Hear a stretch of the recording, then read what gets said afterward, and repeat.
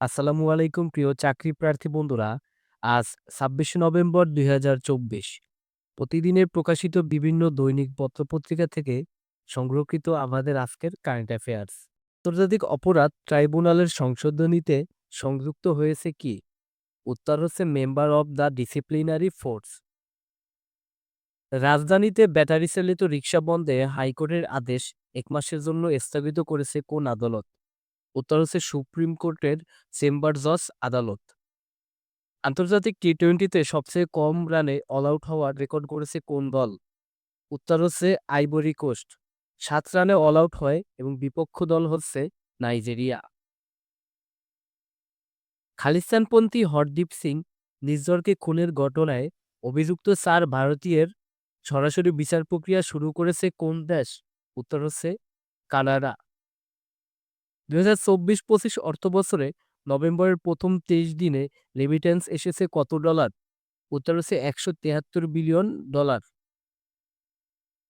জাতীয় অর্থনৈতিক পরিষদের নির্বাহী কমিটি একনেক এর চেয়ারপারসন ও প্রধান উপদেষ্টা ডক্টর মুহম্মদ ইউনূসের সভাপতিত্বে ২৫ নভেম্বর ২০২৪ মোট ৫টি প্রকল্প অনুমোদন করেছে। সেগুলোর মোট ব্যয় কত টাকা?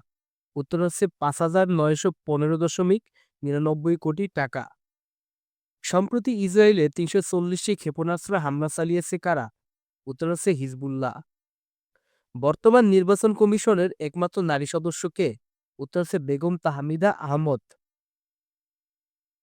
জাতিসংঘের উদ্যোগে আন্তর্জাতিক নারী নির্যাতন প্রতিরোধ দিবস কত তারিখে পালিত হয়? উত্তর হচ্ছে ২৫ নভেম্বর। নারী ও শিশু নির্যাতন প্রতিরোধে সরকারের চালুকৃত হেল্পলাইন নাম্বার কোনটি? উত্তর হচ্ছে ১০৯। জাতিসংঘ ঘোষিত এসডিজি এর লক্ষ্যমাত্রা অর্জনে কত সাল নির্ধারিত করা হয়েছে? উত্তর হচ্ছে ৩১শে ডিসেম্বর ২০৩০। নেমেসিস নাটকটির রচয়িতা কে? উত্তর হচ্ছে নুরুল মোমেন। সাম্প্রতিক সময়ে আলোচিত ওরেশনিক কোন দেশের তৈরি হাইপারসোনিক ক্ষেপণাস্ত্র? উত্তর হচ্ছে রাশিয়া। বিশ্বের সবচেয়ে উঁচু ভাস্কর্য দ্য স্ট্যাচু অফ ইউনিটি কোন দেশে অবস্থিত? উত্তর হচ্ছে ভারত। বিপ্লবী ফিদেল কাস্ত্রো কোন দেশের রাষ্ট্রপ্রধান ছিলেন? উত্তর হচ্ছে কিউবা। ইউরোপিয়ান দেশ লিথুনিয়ার রাজধানীর নাম কি? উত্তর হচ্ছে ভিলনিয়াস।